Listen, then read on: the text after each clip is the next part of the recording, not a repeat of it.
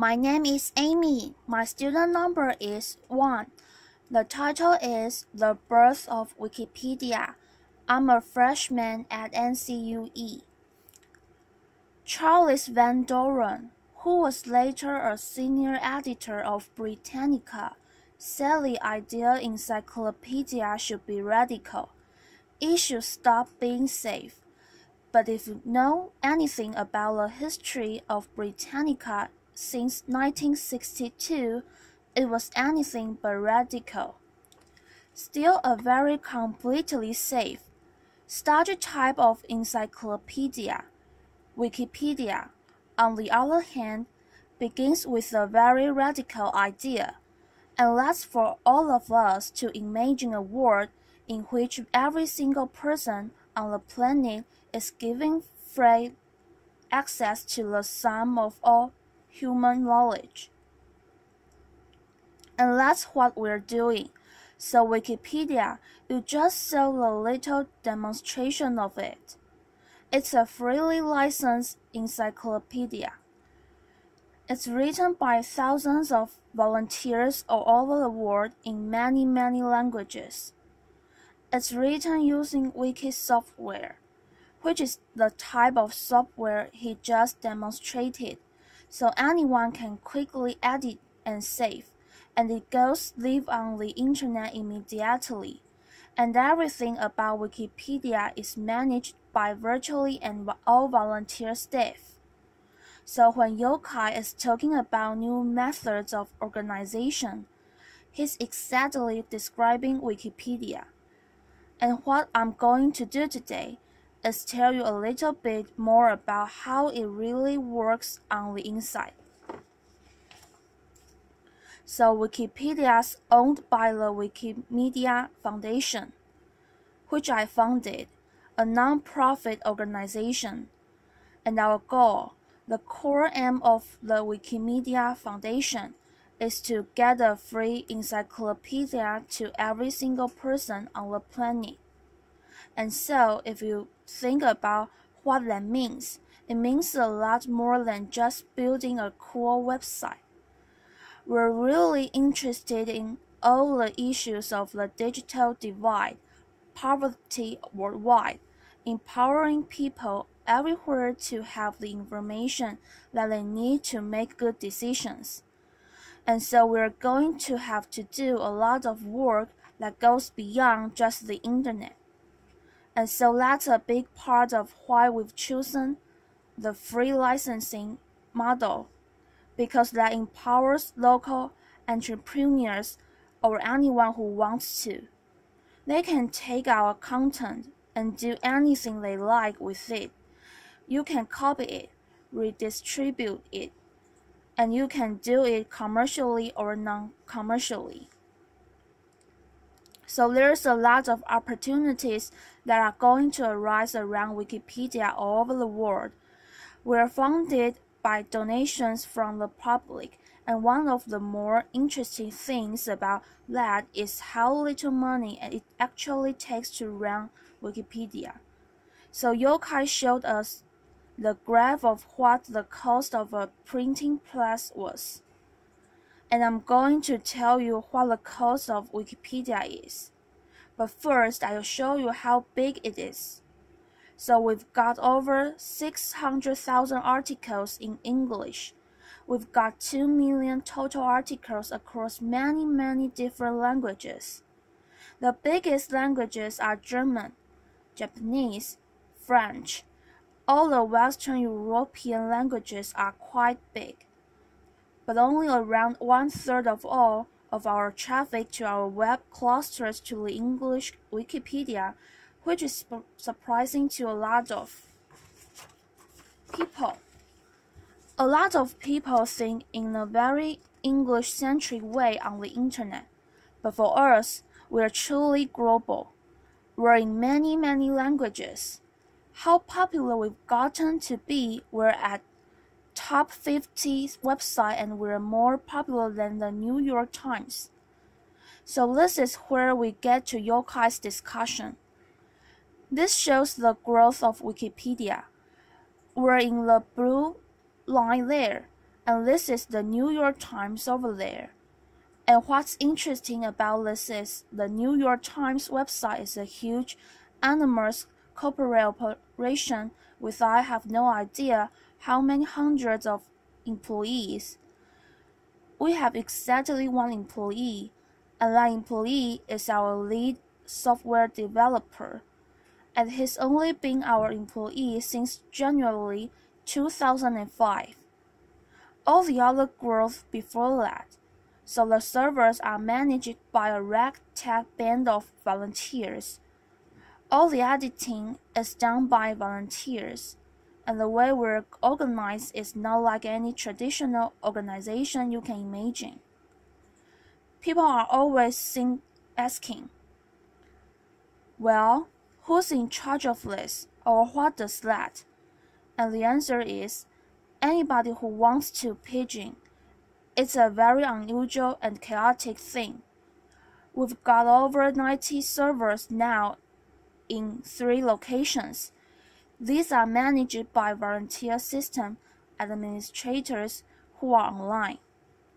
I can go online any time of a day or night and see 8 to 10 people waiting for me to ask a question or something, anything about the servers.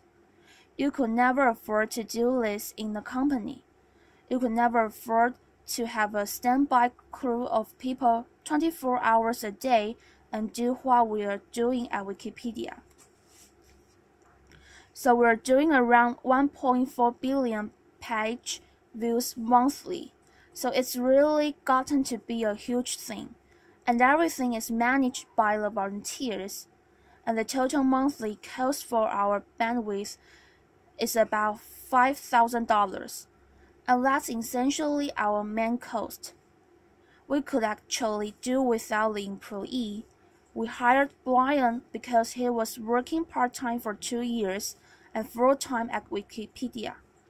So we actually hired him, so he could get a life and go to the movies sometimes. So the big question when you've got this really chaotic organization is, why isn't it all rubbish? Why is the website as good as it is? First of all, how good is it? Well, it's pretty good. It isn't perfect, but it's much better than you would expect, given our completely chaotic model. So when you saw him make a ridiculous edit to the page about me, you think, oh, this is obviously just going to degenerate into rubbish. But when we've seen quality tests, and there haven't been enough of these yet, and I'm really encouraging people to do more, comparing Wikipedia to traditional things, we win hands down. So a German magazine compared German Wikipedia, which is much smaller than English, to Microsoft and Carta and to Brockhaus Multimedia, and we've won across the board. They hired experts to come and look at articles and compare the quality, and we were very pleased with the result. So a lot of people have heard about the Wikipedia badge carry controversy. The media has covered this somewhat extensively. It started out with an article in Red Herring. The reporters called me up and I have to say they spelled my name right, but they really wanted to say the badge carry election is so contentious. It's truly about the Wikipedia community, and so they quote me as saying they're the most contentious in the history of Wikipedia. What I actually said is they're not contentious at all, so it's a slight misquote. The articles were edited quite heavily, and this is true that we did have to lock the articles on a couple of occasions. Time magazine recently reported that extreme action sometimes has to be taken, and Wells locked the entries on Carey and Bosch for most of 2004. This came after I told the reporter that we had to log it for, occasionally a little bit here and there. So the truth in general is that the kinds of controversies that you would probably think we have within the Wikipedia community are not really controversies at all. Articles on controversies topics are edited a lot, but they don't cause much controversy within the community. And the reason for this is that most people understand the need for neutrality. The real struggle is not between the right and the left. That's what most people assume, but it's between the party of the thoughtful and the party of the jerks. And no side of the political spectrum has a monopoly on either of those qualities. The actual truth about the specific Bashkari incident is that the Bashkari articles were logged less than 1% of the time in 2004. And it wasn't because they were contentious, it was just because there was routine vandalism, which happens sometimes even on stage. Sometimes even reporters have reported to me that they vandalized Wikipedia and were amazed that it was fixed so quickly. And I said, I always say, please don't do that. That's not a good thing. So how do we do this? How do we manage the quality control? How does it work? So there's a few elements, mostly social policies and some elements of the software. So the biggest and the most important thing is our neutral point of view policy. This is something that I set down from the very beginning as a core principle of the community that's completely not debatable. It's a social concept of cooperation. So we don't talk a lot about truth and objectivity. The reason for this is if we say we're only going to write the truth about some topic, that doesn't do us a damn bit of good of figuring out what to write. Because I don't agree with you about what's the truth. But we have this jargon term of neutrality, which has its own long history within the community, which basically says anytime there's a controversial issue, Wikipedia itself shouldn't take a stand on the issue. We should merely report on what reputable parties have said about it. So this neutrality policy is really important for us because it empowers the community that's very diverse to come together and actually get some work done. So we have very diverse contributors in terms of political, religious, cultural backgrounds. By having this firm neutrality policy, which is non-negotiable from the beginning, we ensure that people can work together and that their entries don't become simply a war back and forth between the left and the right. If you engage in the type of behavior, you'll be asked to leave the community. So real-time peer review. Every single change on the site goes to the recent changes page. So as soon as he made his change, it went to the recent changes page. That recent changes page was also fed into an IRC channel, which is an internet chat channel that people are monitoring with various software tools. And people can get RSS feeds. They can get email notifications of changes. And then users can set up their own personal watch list. So my page is on quite a few volunteers' watch list because it is sometimes vandalized. And therefore, what happens is someone will notice the change very quickly, and then they'll just simply revert the change. There's a new pages feed, for example, so you can go to a certain page of Wikipedia and see every new page as it's created. This is really important because a lot of new pages are just garbage that has to be deleted. You know, ASDF, but also that's some of the most interesting and fun things, some of the new articles. People will start an article on some interesting topic. Other people will find that intriguing and jump in and help and make it much better. So we do have edits by anonymous users, which is one of the most controversial and intriguing things about Wikipedia. So Chris was able to do his change. He didn't have to log in or anything. He just went on the website and made a change. But it turns out that only about 18% of all the edits to the website are done by anonymous users. And that's a really important thing to understand. The vast majority of the edits that go on the website are from a very close-knit community of maybe 600 to 1,000 people who are in constant communication. And we have over 40 IRC channels, 40 mailing lists.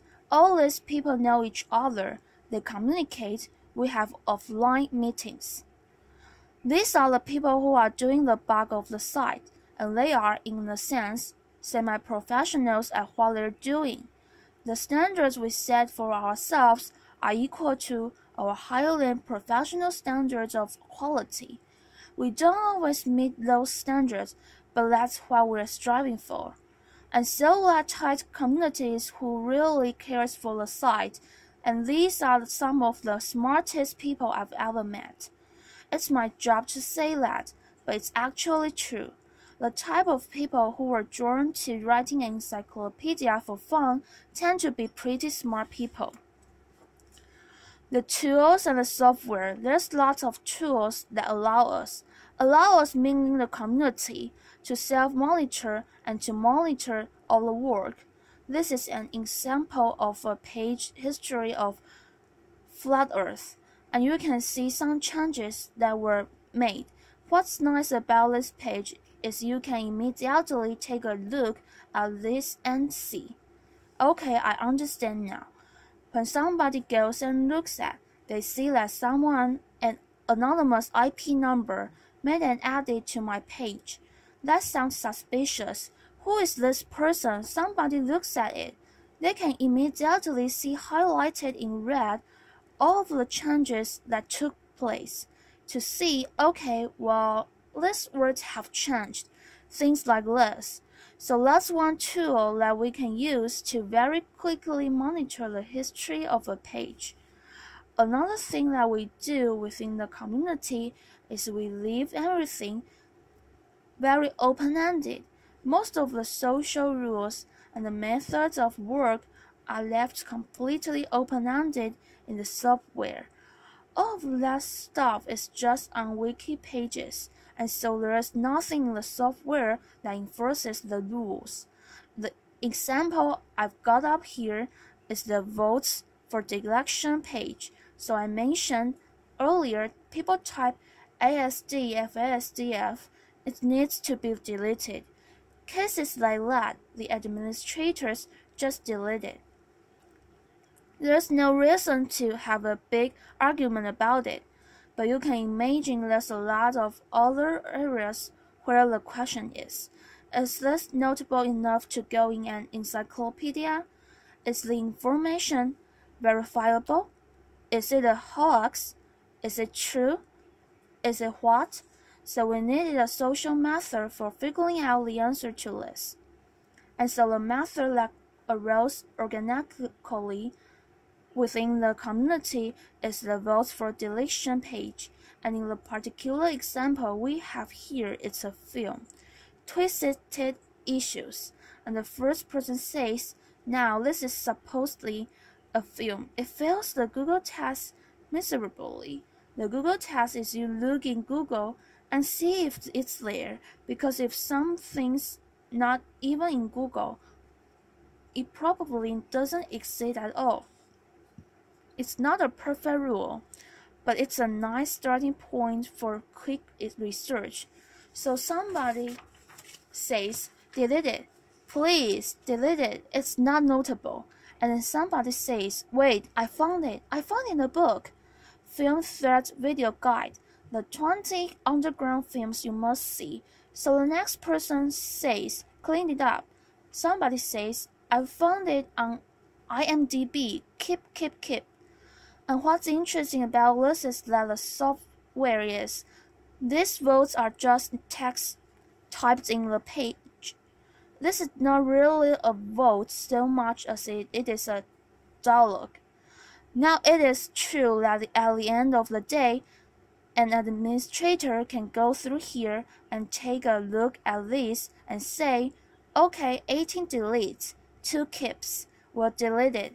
But in other cases, this could be 18 deletes and 2 keeps, and we will keep it.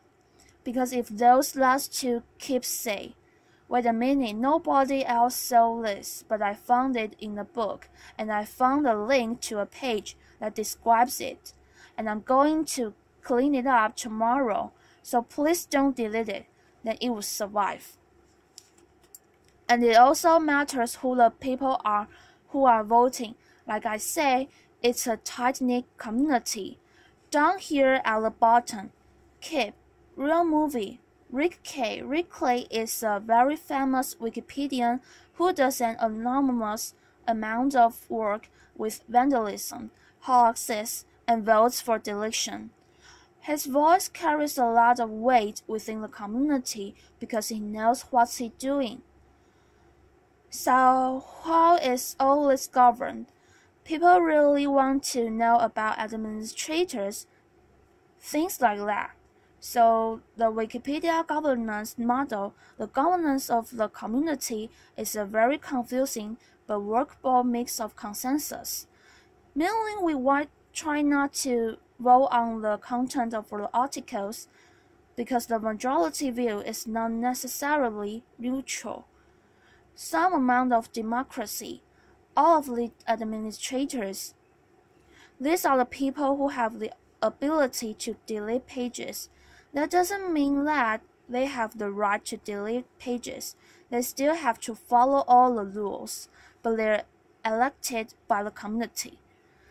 Sometimes people, random trolls on the internet, like to accuse me of handpicking the administrators to bias the content of the encyclopedia. I always laugh at this, because I have no idea how they're elected, actually. There's a certain amount of aristocracy. You got a hint of that what I mentioned, like Rick K's voice, will carry a lot more weight than someone we don't know. I give this talk sometimes with Angela, who was just re-elected to the board from the community to the board of the foundation, with more than twice the votes of the person who didn't make it. And I always embarrass her because I say, well, Angela, for example, could get away with doing absolutely anything within Wikipedia, because she's so admired and so powerful. But the irony is, of course, that Angela can do this because she's the one person who you know would never, ever break any rules of Wikipedia. And I also like to say she's the only person who actually knows all the rules of Wikipedia. So, and then there's monarchy.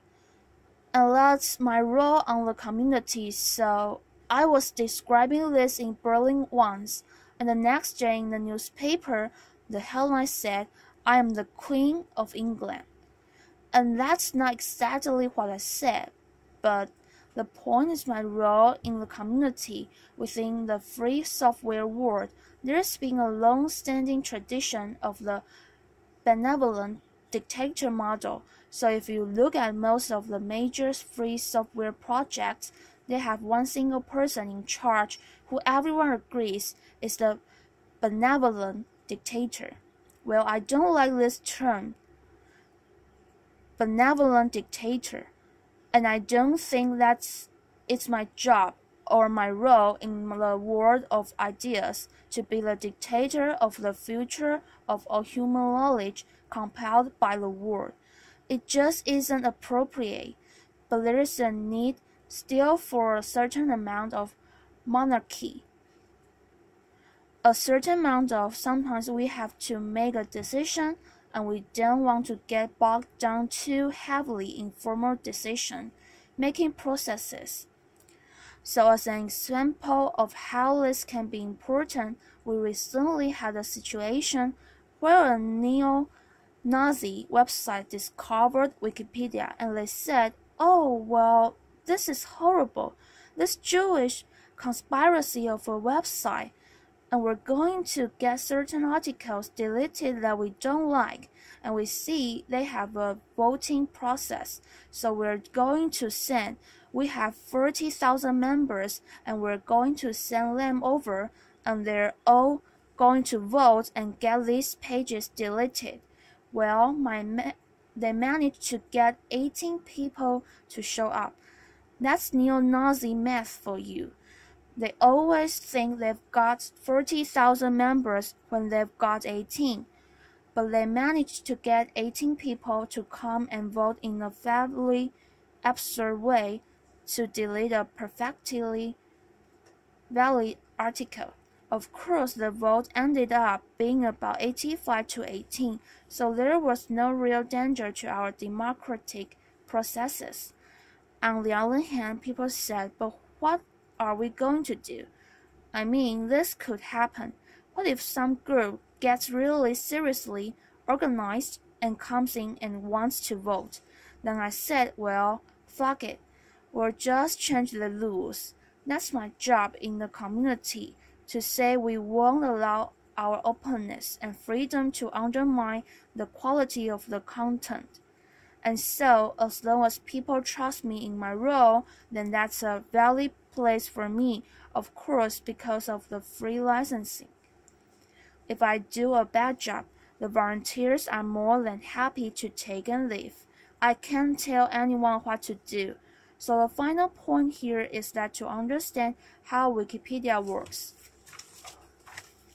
it's important to understand that our wiki model is the way we work, but we are not fanatical web anarchists.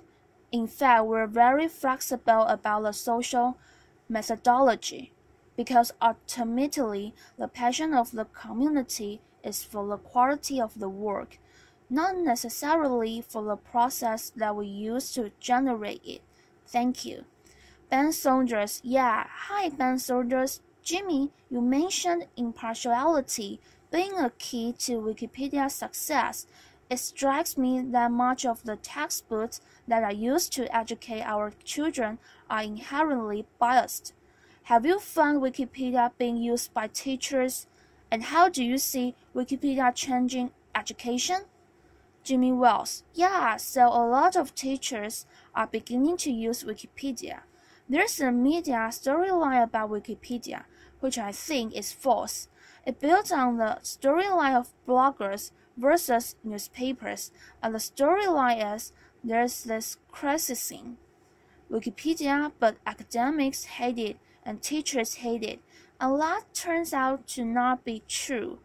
The last time I got an email from a journalist saying, "Why do academics hate Wikipedia?" I sent it from my Harvard email address because I was recently appointed a fellow there, and I said, well, they don't all hate it, but I think there's going to be huge impact, and we actually have a project that I'm personally really excited about, which is the Wikibooks project, which is an effort to create textbooks in all of the languages. And that's a much bigger project. It's going to take 20 years or so to come to fruition.